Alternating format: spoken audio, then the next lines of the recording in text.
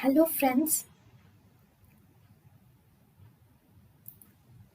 welcome to Creative Medicine. In this lecture, we will learn about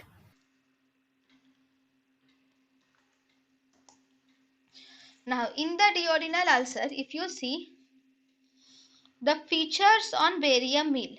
So, on the barium meal, features are you will see that there is actually on the barium meal we normally see normally in normal conditions we see a duodenal cap is seen on the barium meal here like this cap like structure is seen on the barium meal normally, but here this cap like structure is lost because here there is an ulcer and there will be a spasm of this area, and as a result there is decreased filling of that area will be seen, and as a result this cap like structure which is normally present is lost here in the duodenal ulcer.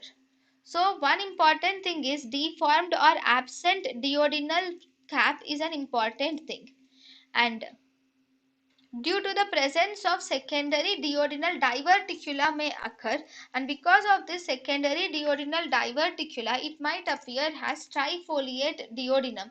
If a diverticula appears here, then this diverticula will result in some type of trifoliate duodenum can occur something like this. Okay, trifoliate duodenum can occur due to the appearance of the diverticula.